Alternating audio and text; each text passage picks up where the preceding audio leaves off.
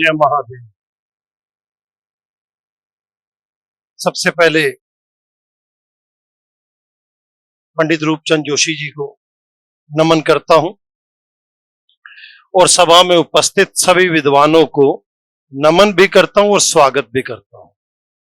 कुछ विद्वान खड़े हुए हैं, उन सब से मेरी एक बार अपील है कि कृपया अपना स्थान ले लें।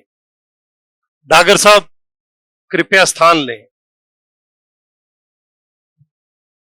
कुछ और भी शानदार विद्वान हैं जो खड़े हुए हैं, तो अभी हाल में काफी जगह मौजूद है। मुझे लगता है बैठ के सुनना ज्यादा बेहतर है।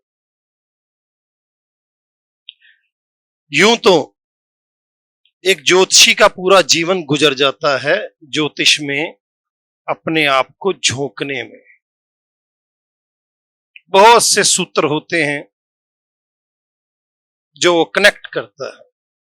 कुछ सूत्र ऐसे होते हैं वो चाहे किसी भी विधा से लिए हो, चाहे वो वैदिक से लिए हो, चाहे वो लाल किताब से लिए हो, नाड़ी से लिए हो, कुछ भी हो। तो मेरी बात हमेशा सूत्र पे रहती है और ज्यादातर मैं ये कोशिश करता हूं कि जितना आसान सूत्र हो जो सबको आराम से समझ आ जाए वो देना चाहिए। जालंधर में मेरी स्पीच खत्म हुई थी केतु और मंगल पर, वहीं से ये स्टार्ट है आज की। जहां जन्म कुंडली में केतु होगा, काल पुरुष की कुंडली के अनुसार वो जो भाव होगा, व्यक्ति उस भाव के रिश्तेदार के लिए या उसके सामने झुकेगा, मिन्नत करेगा। बड़ा आसान सा सूत्र है, मैं उसको कनेक्ट कर देता हूं, आसानी हो जाएगी। मान लीजिए लगन में केतु है। लगन में केतु है, व्यक्ति की एक आदत होगी, वो ज्यादातर बोलते हुए या किसी को नमस्कार करते हुए अपने आप को बैंड करेगा, जस्ट लाइक वो रिस्पेक्ट देगा और स्वयं के लिए भी कभी ना कभी मिन्नत करेगा। दूसरे भाव में अगर केतु है तो व्यक्ति अपनी फैमिली के लिए झुकेगा और मिन्नत भी करेगा। तृतीय भाव में अगर केतु है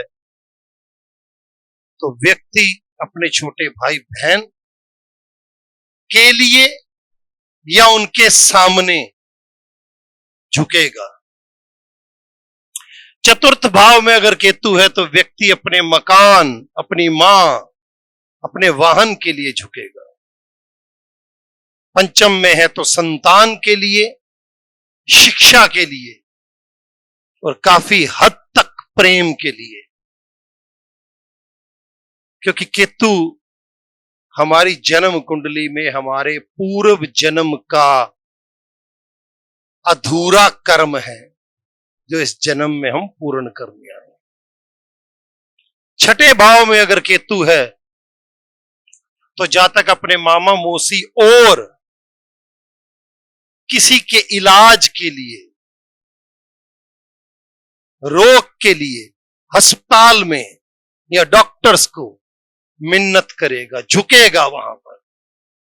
सप्तम भाव में है तो अपनी रोजी रोटी के लिए, जीवन साथी के लिए भी झुकेगा। अष्टम भाव में है अपनी ससुराल के लिए व्यक्ति झुकेगा।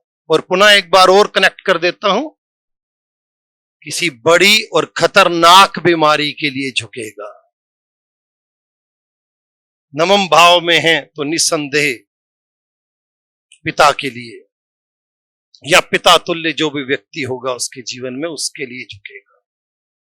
दशम भाव में है तो सास के लिए या अपने गुरुओं के सामने झुकेगा। एकादश भाव में है तो बड़े भाई बहन, उन मित्रों के लिए या उनके सामने झुकेगा। आप सब यहां बहुत सारे शानदार विद्वान बैठे हैं, एक से एक विद्वान हैं। कोई कितने साल से कर रहा है, कोई कितने साल से ज्योतिष में प्रैक्टिस कर रहा है। मैं रोज ये सोच के प्रैक्टिस करता हूं कि मुझे अभी एक ही दिन हुआ है और वो आज पहला है, क्योंकि जब तक ये सोचता है कि उसको सीखना है तब तक वो सीखता रहता है। जब वो सोचना बंद कर देता है तो फिर वो सीख नहीं सकता। ठीक वैसे ही जब एक बल्लेबाज शतक मारता है तो बड़े शानदार और उच्च कोटि के जो बल्लेबाज होते हैं वो दोबारा स्टांस लेते हैं, अपनी पारी को दोबारा जीरो से शुरू करते हैं। एक भाव रह गया है, 12वां भाव। व्यक्ति कोर्ट में, सरकार के सामने, अपने नाना, अपनी दादी के लिए कहीं पर भी झुकेगा। वो पिछले जन्म के अपने अधूरे कर्म को पूरा करेगा। एक और सूत्र है,